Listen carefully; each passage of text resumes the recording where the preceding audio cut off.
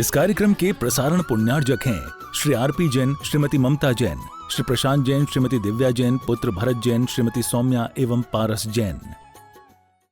यह चतुर्थ अध्याय है जिसमें ऊर्ध्वलोक का वर्णन किया जा रहा है। यहाँ पर देवों का निवास होता है और इसमें कुछ मध्यलोक में भी देव होते हैं, ज्योतिष व्यंतर आदि, उनका भी वर्णन किया जा रहा है। देवाश्च चतुर्निकायाः, देव 4 निकाय वाले हैं। निकाय का अर्थ समूह हुआ करता है, यानी ये 4 समूहों में देव विभाजित हैं, जो कि देववती नामकरण के उदय होने पर बाह्य विभूति विशेषों के साथ जो द्वीप समुद्र आदि जो विशिष्ट स्थान हैं, उनमें उन स्थानों में अपनी इच्छा के अनुरूप देव्यन्ति क्रीडन्ति इति देवाः, जो क्रीड़ा करते रहते उनका नाम देव हैं। देवादिदेव कभी भी क्रीड़ा नहीं करते हैं, वे आराध्य माने जाते हैं। किंतु ये 4 निकाय के जो देव हैं वे विभिन्न स्थानों में जा कर के, रमणीक स्थानों में जा कर के वो क्रीड़ा आदि करते हैं, उनको देव संज्ञा मिली है। यहाँ पर टीकाकार उल्लेख कर रहे हैं, उसमें एक जिज्ञासा शिष्य के द्वारा की गई है कि इस प्रथम सूत्र में देवाः बहुवचनांत पद दिया है और निकायाः ऐसा कहा है, जबकि निकाय समूहवाचक शब्द है तो उसमें देवः चतुर्निकाय ऐसा एक वचनांत पद दिया जा सकता है। बहुवचनांत पद देने का तात्पर्य ये है कि जितने भी 4 निकाय वाले देव हैं उनमें भी और उत्तरोत्तर भेद पाए जाते हैं, इंद्र सामानिक आदिक आदिक, और उनमें भी स्थिति प्रभाव सुख द्वितीय इत्यादि की अपेक्षा से भी कुछ विशेषता पाई जाती है। उसको उल्लेखित करने की अपेक्षा से यहाँ पर सूत्र में बहुवचनांत पद दिया है। तो इस प्रकार ये भवनवासी, व्यंतर, ज्योतिष और वैमानिक के रूप में ये 4 निकायों में विभाजित देव हुआ करते हैं। अगले सूत्र में लेशाओं का वर्णन किया जा रहा है। आदितस्त्रिषु पीतांत लेशाः, आदि के जो 3 निकाय वाले देव हैं, कौन कौन से? भवनवासी, व्यंतर और ज्योतिष। इन 3 निकायों में लेशाएँ कितनी पाई जाती हैं? पीतांत लेशाः, यानी पीत लेशा जिसके अंत में है, अर्थात कृष्ण, नील, कापोत और पीत, ये 4 लेशाएँ पाई जाती हैं। किंतु इसमें थोड़ा सा विषय यहाँ पर समझने योग्य है, वह ये है कि वस्तुतः जितने भी देव हैं वे शुभ लेशा वाले ही होते हैं, पीत, पद्म और शुक्ल लेशा वाले ही होते हैं।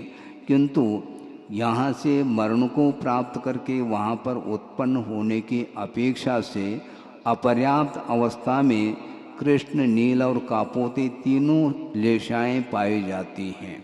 वह ये है कि भवनवासी, व्यंतर और ज्योतिष देवों में ये पीत लेशा ही होती है। किंतु नियम ये है कि कृष्ण, नील और कापोत लेशा के मध्यम अंश के साथ मरण को प्राप्त हुए जो कर्म भूमि जो मनुष्य और तिर्यंच मिथ्यादृष्टि हैं, वे भवनत्रिक में उत्पन्न होते हैं।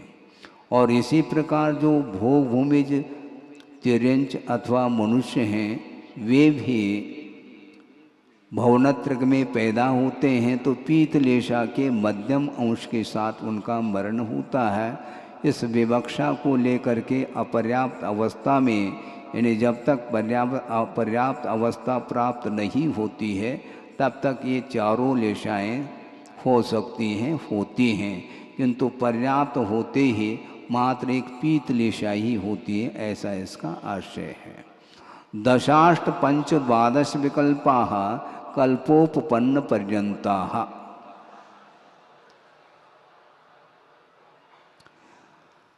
कल्पोपपन्न पर्यंत, कल्प किसको बोलते हैं? जहाँ इंद्रादिकों की व्यवस्था होती है, इंद्र है, सामानिक है, त्रायस्त्रंश है आदि वर्णन आने वाला है, उनकी व्यवस्था जहाँ तक होती है उनको कल्पोपन्न की संज्ञा है। हालांकि यह संज्ञा भुवनत्रक में भी घटित होती है, किंतु रूढ़ हो चुका है। वैमानिक देव जो देव होते हैं उनके दो भेद किए हैं, कल्पोपन्न और कल्पातीत।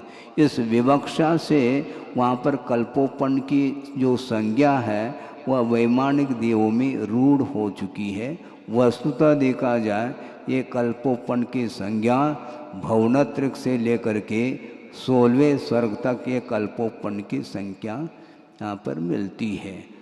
दशाष्ट पंच द्वादश विकल्पा, 10 भेद किसके हैं? भवनवासी के 10 हैं, व्यंतरों के 8 भेद हैं, ज्योतिषकों के 5 हैं और 12 विकल्प बनते हैं कल्पोपन्न वैमानिकों के। ये इंद्रों के अपेक्षा से 12 भेद किए हैं। हालांकि स्वर्ग तो 16 होते हैं और उसमें प्रथम स्वर्ग से लेकर के चौथे स्वर्ग तक एक एक स्वर्ग में एक एक इंद्र हैं। इसी प्रकार आनंद, प्राणत, आरण और अच्युत ये अंत के 4 स्वर्गों में भी एक एक इंद्र हैं और बीच के जो 8 स्वर्ग हैं उनमें 2-2 में एक एक इंद्र हैं। इस प्रकार बीच के ये 8 कल्पों में 4 इंद्र और शुरुआत के 4 कल्पों में और अंत के 4 कल्पों में 4-4, इस प्रकार ये 12 जो भेद बनते हैं इंद्रों के अपेक्षा से वैमानिकों में बनते हैं।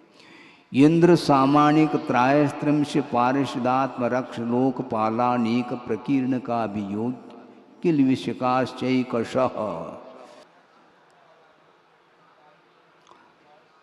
इंद्र है, सामानिक है, त्रायस्त्रिंश है, पारिषद है, आत्मरक्ष है, लोकपाल, अनीक और प्रकीर्णक और आभियोग और किलविषक, इस प्रकार ये 10 भेद बनते हैं।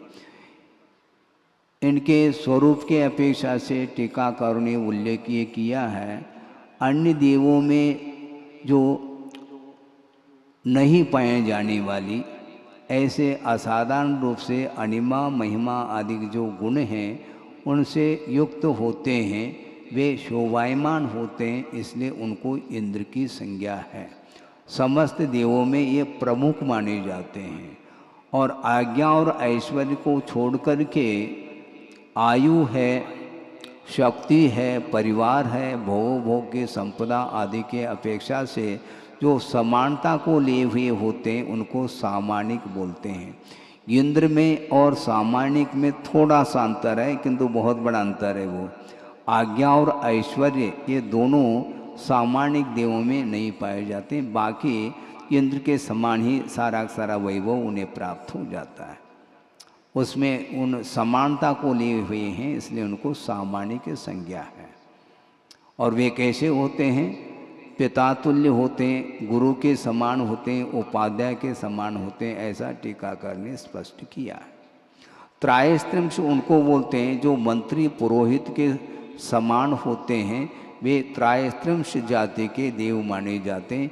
ये 33 ही होते हैं, इस अपेक्षा से इनकी संज्ञा त्रायस्त्रिंश यह हुई है। इसी प्रकार मित्र के समान जो सभा में होते हैं वे पारिषद जाति के देव माने जाते हैं। जो अंगरक्षक के समान होते हैं उनको आत्मरक्ष कहा है। और इसके बाद लोकम पालयन्ति इति लोकपाला, जो पालन करने वाले होते हैं उनको लोकपाल बोलते हैं। और सेना के समान जो होते हैं उनको अनेक संज्ञा दी गई है।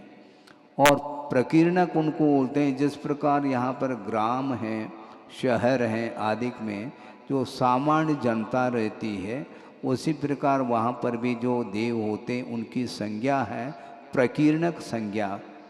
इसके बाद आभियोग्य उसको होते हैं, दास के समान होते हैं, नौकर के समान होते हैं, देव होकर के भी उनको आभियोग्य संज्ञा दी गई है, जो कि वाहन आदि कर्म में प्रवर्तमान होते हैं।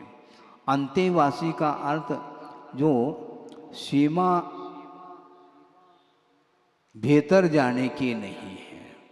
इंद्र सभा में वह प्रवेश को प्राप्त नहीं कर सकते, वो बाहर ही रहते हैं। अंतेवासी स्थानीय ऐसा कहा, जो कि उनको किल्विषिक संज्ञा इसलिए दी है। किल्विष बोलते हैं पाप को, और जिनमें पाप की बाहुल्यता होती है उसके कारण उस प्रकार की उन्हें पर्याय मिली है। इंद्र सभा में उनका प्रवेश नहीं है, इसका अर्थ इतना ही लेना चाहिए। इस प्रकार ये इंद्र सामानिक आदिकों की व्यवस्था जहाँ तक हो उनको कल्पोपन्न की संज्ञा दी गई है। किंतु विशेषता कुछ और भी है, जो कि अगले सूत्र में उसको स्पष्ट कर रहे हैं। त्रायस्त्रिंश लोकपाल वर्जा व्यंतर ज्योतिष कहा। व्यंतर और ज्योतिष जो देव हैं, इनमें ये 10 प्रकार के व्यवस्था इंद्रादिकों की होते हुए भी इसमें 2 प्रकार की प्रजाति नहीं पाई जाती, जो कि त्रायस्त्रिंश और लोकपाल, इन दोनों को छोड़ करके अन्य इंद्रादिकों की व्यवस्था व्यंतर और ज्योतिषकों में होती है। पूर्वयोर द्विन्द्राहा, पूर्व के 2 निकायों में 2 इंद्र हैं, यानी भवनवासी और व्यंतर, इनमें प्रत्येक में 2 इंद्र। भवनवासी के स्वयं भेद करेंगे, 10 भेद होते हैं, उनमें प्रत्येक में 2 इंद्र होंगे। इस प्रकार 20 इंद्रों की व्यवस्था हो जाती है। और व्यंतरों के भेद कितने हैं? 8 हैं, उनमें 2 इंद्र अर्थात 16 इंद्र इसमें हो जाते हैं। अन्यत्र ग्रंथों में आगम में ये विषय भी आता है कि इंद्र और प्रतिइंद्र मिला करके 100 की संख्या आ जाती है। भवनालय 40, व्यंतर देवान होंति 32, कप्पामर 24 और चंदो सूरो नरो तिरियो, इस प्रकार 100 इंद्रों की प्रतिइंद्र मिला करके इनकी संख्या आती है, किंतु यहाँ पर केवल इंद्रों की संख्या दी जा रही है। इसके बाद अब प्रविचार का विषय आता है। प्रविचार का अर्थ और कुछ नहीं, वासना का नाम प्रविचार है। वह कौन कौन से स्वर्गों में, देवों में किस प्रकार व्यवस्था उसकी होती है, इसका विषय स्पष्ट कर रहे हैं। काय प्रविचारा आ ऐशानाथ, शरीर के साथ प्रविचार अर्थात वासना वहाँ पर देखी जाती है। कहाँ तक? आ ऐशानाथ, ऐशान स्वर्ग तक के जो देव हैं, अर्थात भवनत्रिक भी इसमें शामिल हैं। भवनवासी, व्यंतर, ज्योतिष्क और वैमानिक देवों में सौदन और ऐशान, ऐसे 2 स्वर्ग। यहाँ तक जो प्रविचार वासना की पूर्ति जो होती है, वह शरीर के साथ चेष्टा करके ही उसकी पूर्ति उन्हें होती है, ऐसा इसका आशय है। अब इसके ऊपर के देवों में क्या व्यवस्था है उसको दिया जा रहा है। शेषाः स्पर्श रूप शब्द मन प्रविचाराः, शेष जो देव हैं उनमें प्रविचार की व्यवस्था क्या है? स्पर्श के माध्यम से, रूप के माध्यम से, शब्द के माध्यम से और मन के द्वारा स्मरण करके प्रविचार की पूर्ति होती है। सानत कुमार, महेंद्र, इन 2 देवों में, 2 स्वर्गों में देव जो हैं अपने देवांगना के स्पर्श मात्र से उसकी पूर्ति होती है वासना की। इसी प्रकार परस्पर में स्पर्श के माध्यम से, किंतु शारीरिक चेष्टा जिस प्रकार ऊपर के देवों में होती है उस प्रकार नहीं है। ब्रह्म, ब्रह्मोत्तर, लांतो, कापिष्ट, इन देवों में देव अपने देवांगनाओं के श्रृंगार है, आकार है, उनके हास विलास इत्यादि है, मनों की वेशभूषा रूप का अवलोकन, इसके माध्यम से वासना की पूर्ति होती है। इसको ध्यान से सोचना चाहिए। ये अब्रह्म माना जाता है। अवलोकन के रूप के अवलोकन के माध्यम से भी अब्रह्म सेवन होता है। इसको ध्यान में रखना चाहिए। ये केवल देवों में ही है ऐसा नहीं, उपलक्षण है मनुष्य गति में, इससे और भयानक स्थिति है। शारीरिक संबंध रखने के उपरांत भी रूप के अवलोकन के माध्यम से विशेष रूप से अब्रह्म जो सेवन होता है वह नहीं होना चाहिए, ऐसा हमारा भाव है। जो कि आज वर्तमान में जो संसाधन मिल रहे हैं, मोबाइल है, टेलीविज़न है आदि के माध्यम से जो अश्लील दृश्य दिखाया जाता है उसका कभी भी अवलोकन नहीं करना चाहिए। संक्षेप से तो हम कह रहे हैं, इसके उपरांत भी संसार विचित्र है, उसके बारे में ज़्यादा कहा नहीं जा सकता।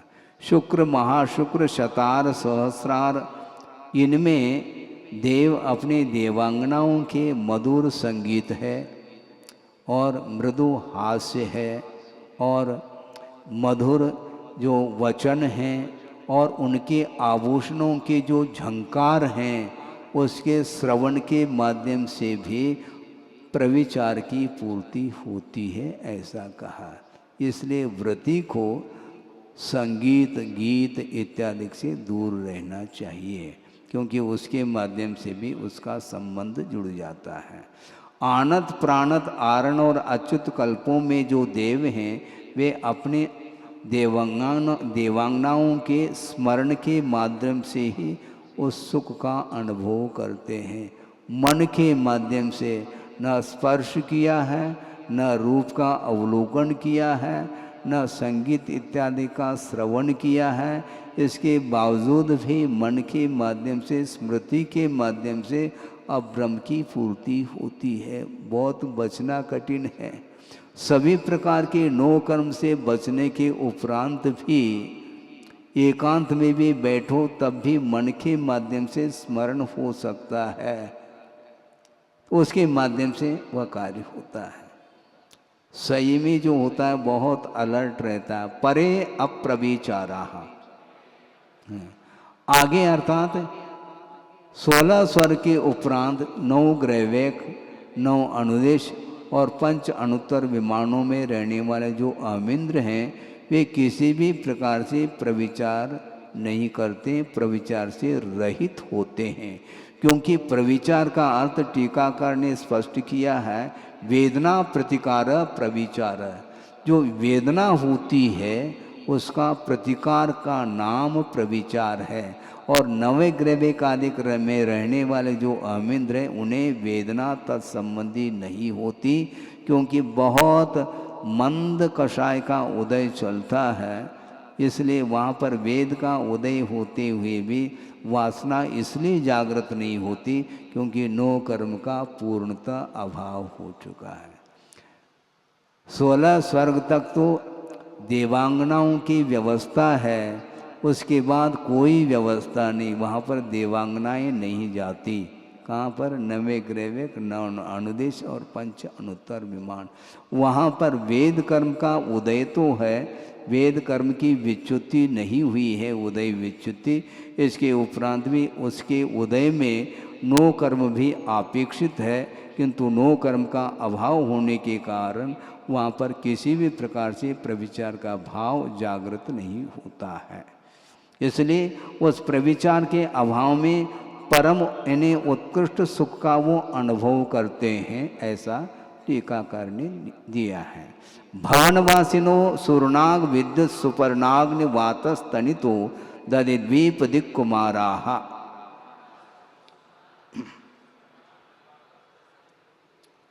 अब भवनवासियों के 10 वेद बता रहे हैं।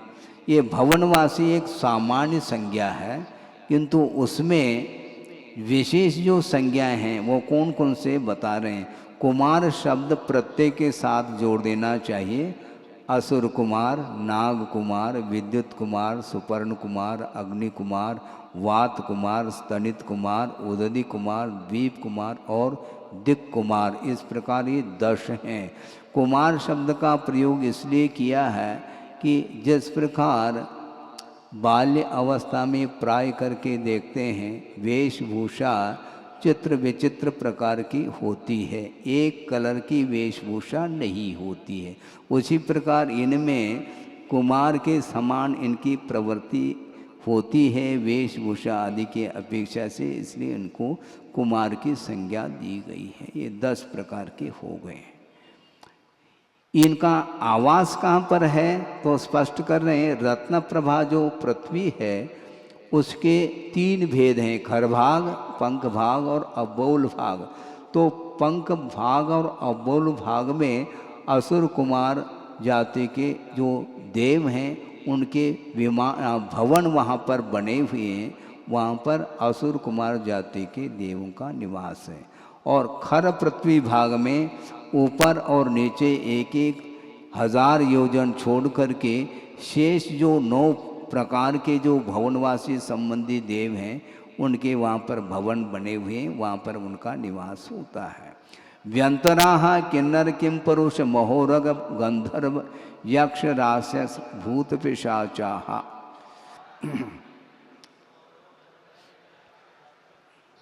हाँ, ये व्यंतर जाति के देव देखो इसमें कौन कौन है, ध्यान से सुनो। किन्नर है, किमपुरुष है, महोरग है, गंधर्व है और यक्ष आ गए, यक्ष हैं। ये व्यंतर जाति के हैं और यक्ष हैं तो यक्षिणी भी हैं, दोनों साथ साथ रहेंगे। इसलिए इनकी उपासना नहीं की जाती है। उनके द्वारा मान लो पार्श्वनाथ भगवान के उपसर्ग को उन्होंने दूर कर लिया, ये अलग विषय है, किंतु दूर कर लिया है इसका अर्थ ये थोड़ी कि वो देवादिदेव हो गए।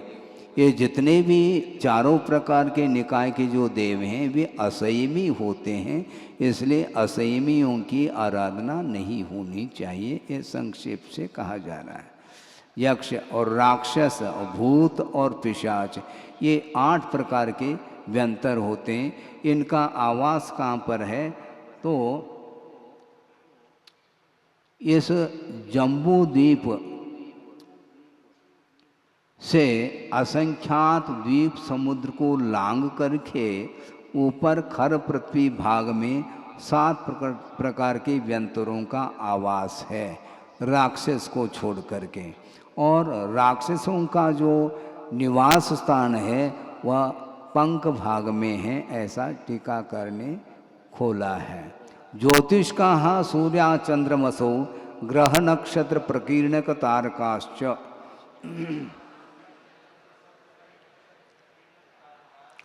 ज्योतिष का देव, ये ज्योतिष क्यों हैं? क्योंकि इनके जो विमान हैं वे ज्योतिर्मय स्वभाव वाले हैं, इसलिए इनको ज्योतिषी ऐसा कहा। ये 5 भेद हैं इनके।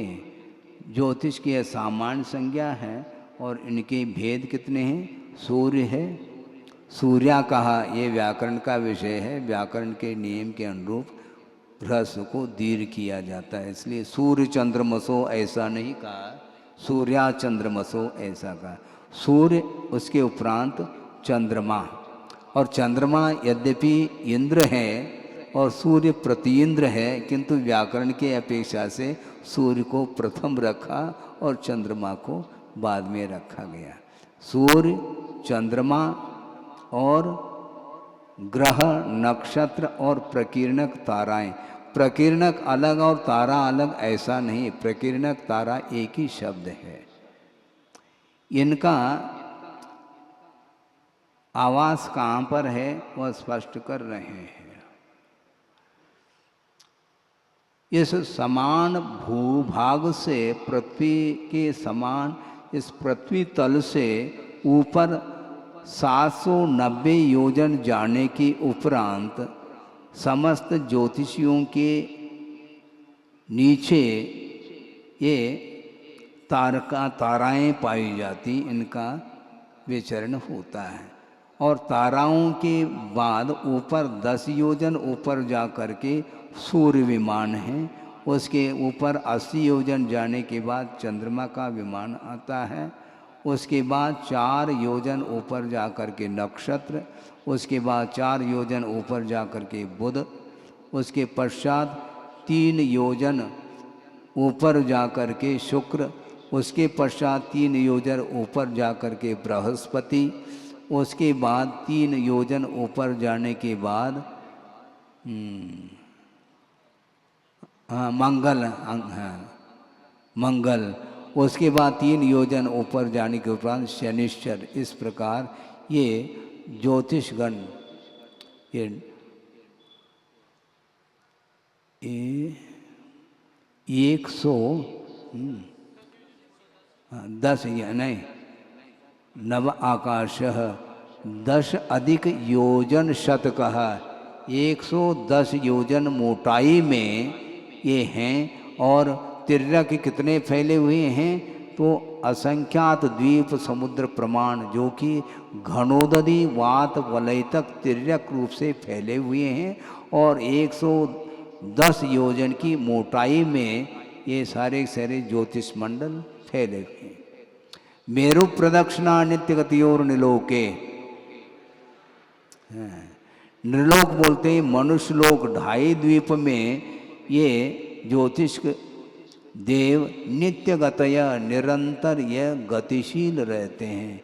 क्या करते हैं? मेरु प्रदक्षिणा, मेरु की प्रदक्षिणा देते रहते हैं, इनका ये कार्य है। ये इस प्रकार का कर्म करके आए, वो हमेशा सागरोपम आयु तक वह ड्राइविंग करते ही रहते हैं, अपने विमान को वो चलाते रहते हैं। किंतु मेरु की प्रदक्षिणा वो करते हुए भी मेरु से सट करके नहीं, किंतु 1121 योजन मेरु पर्वत से दूर हट करके ही उसकी प्रदक्षिणा वो देते रहते हैं, बिल्कुल मेरु से सट करके नहीं। इसी प्रकार गुरुदेव ने कहा था कि आप लोग मुनि महाराज को पड़गान करते हैं ना, तो उस समय प्रदक्षिणा देते समय सट करके नहीं, थोड़ा दूर से किया करो, ऐसा कहा था। इसी प्रसंग में कहा था, मुझे याद है। तत्कृतः काल विभागः, हाँ, इस ज्योतिष मंडल के द्वारा ही काल का विभाग हुआ है। ये दिन है, रात है, पक्ष है, मास है, वर्ष है, आदि आदि, इसका जो विभाग होता है वो ज्योतिष मंडल के गति के माध्यम से इसका विभाजन होता है। बहिरवस्थिताः, बाहर अवस्थित है। किसके बाहर? मनुष्य लोक के बाहर वो सारे सारे ज्योतिष मंडल वो गतिशील नहीं किंतु अवस्थित है, ऐसा कहा है। वैमानिकाः, और भवनवासी व्यंतर और ज्योतिष के वर्णन के पश्चात वैमानिक देवों का वर्णन कर रहे हैं कि वैमानिक देव भी होते हैं। वे विशेष रूप से सम्मान के पात्र होते हैं, इसलिए उनको वैमानिक ऐसा कहा है। उसके 2 भेद किए हैं, कल्पोपन्नाः कल्पातीताश्च। वे वैमानिक देव कल्पोपन्न भी होते हैं और कल्पातीत भी होते हैं, किंतु कल्पोपन्न कहने से मात्र वैमानिक देव ही नहीं लेना, क्योंकि इंद्रादिकों की व्यवस्था जहाँ पर होती है उसको ही कल्पोपन्न की संज्ञा दी है। इसलिए भवनत्रिक में जो देव हैं उनको भी कल्पोपन्न कहने में कोई बाधा नहीं, किंतु रूढ़िवशात वैमानिक देव के ही 2 भेद किए गए हैं, कल्पोपन्न और कल्पातीत। उपर्युपरि, ये ऊपर ऊपर हैं, युगल के अपेक्षा से ऊपर ऊपर होते चले जाएंगे। सौदर्मेशान सानंद कुमार महेंद्र ब्रह्म ब्रह्मोत्तर लांतव कापिष्ट शुक्र महाशुक्र शतार सहस्रारेश्वा नत प्राणत योरारणा चितयोर नवसुग्रैवे केशु विजय वैजयंत जयंता पराजितेषु सर्वार्थ सिद्धौ च।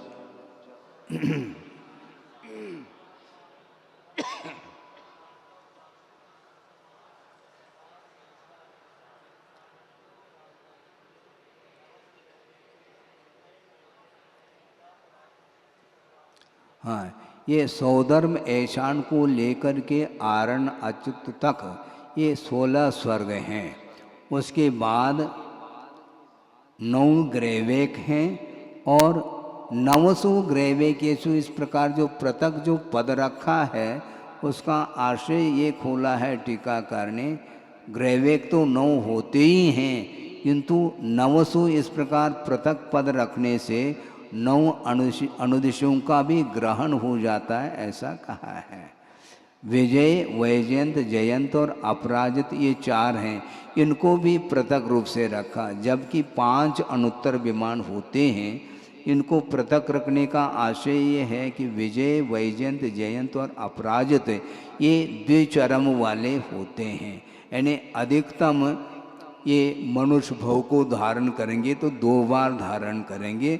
और यहाँ पर 33 सागर की ही उम्र होती है, ऐसा नहीं, जगन्य भी होती है और उत्कृष्ट भी होती। किंतु सर्वासिद्धि के जो अहमेंद्र हैं वे चर्म शरीरी हैं, एक ही भवावतारी हैं और वहाँ पर 33 सागर की ही आयु होती है, उत्कृष्ट और जगन्य का भेद नहीं है। इसके बाद स्थिति प्रभाव सुख द्युतिलेशा विशुद्धीन्द्रियावधि विषेतोधिका।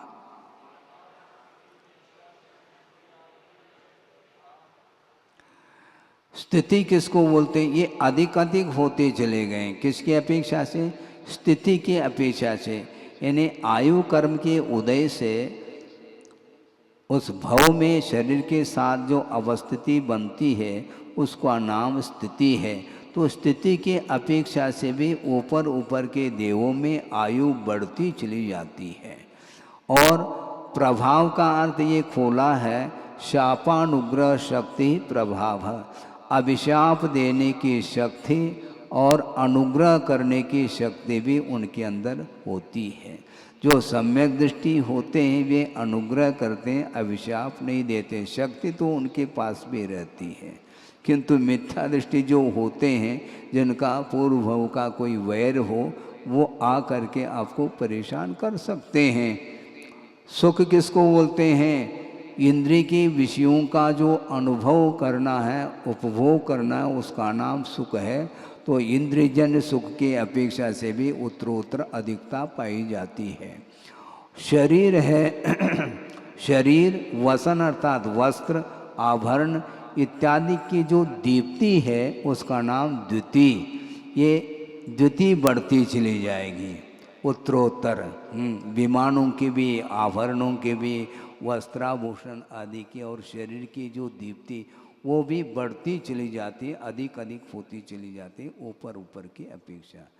लेशा का वर्णन तो कर लिया, तो लेशा संबंधी जो विशुद्धि है वह लेशा विशुद्धि वह भी बढ़ती चली जाएगी।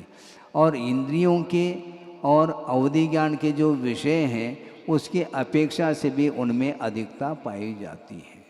इस प्रकार ये उत्तरोत्तर अधिकता को लेकर के वर्णन किया गया।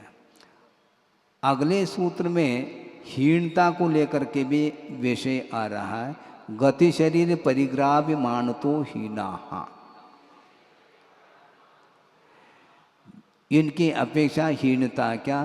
देश देशांतर प्राप्ति में जो हेतु है उसका नाम गति है। वे मंदकशाई होने के कारण अन्य देशांतर में जा कर के क्रीड़ा आदि करना ये उत्तरोत्तर कम होता चला जाता है। आचार्य महाराज ने ये कहा था कि मनुष्य गति में ऐसा नहीं, इसका उल्टा होता है। जो जितना रईस होता है वह उतना ही वह अन्य प्रदेशों में जा कर के वह सुख का अनुभव करता है। जो गरीब होते हैं वो कहाँ से जाएंगे शिमला कश्मीर वगैरह, उसके लिए नसीब में थोड़ी बिल्कुल है, क्योंकि वो जो रईस होते हैं उनके लिए संपदा है और उसका वो ऐश करते रहते हैं। ये उत्तरोत्तर हीन, यानी यहाँ तक कहा है कि 16वें स्वर के उपरांत के जो अहमिंद्र होते हैं, ग्रैवेक, अनुदेश और अनुत्तर विमान में रहने वाले, वे समोषण आदि में भी नहीं जाते हैं, ऐसा कहा है। हाँ। कोई विकल्प ही नहीं, क्योंकि अत्यंत मंद कषाय होने के कारण आकुलता का अभाव है, शरीर की अपेक्षा से भी हीनता है, लोभ कषाय आदि के अपेक्षा विषयों में भी जो परिग्रह के समागम के अपेक्षा से भी हीनता है। ऐसा क्यों? इसी मान कषाय से उत्पन्न जो अहंकार है वो अभिमान माना जाता है, और मान कषाय की मंदता पाई जाती है, इसलिए अभिमान भी कम होता चला जाता है। इस कार्यक्रम के प्रसारण पुण्यार्जक हैं श्री आरपी जैन, श्रीमती ममता जैन, श्री प्रशांत जैन, श्रीमती दिव्या जैन, पुत्र भरत जैन, श्रीमती सौम्या एवं पारस जैन।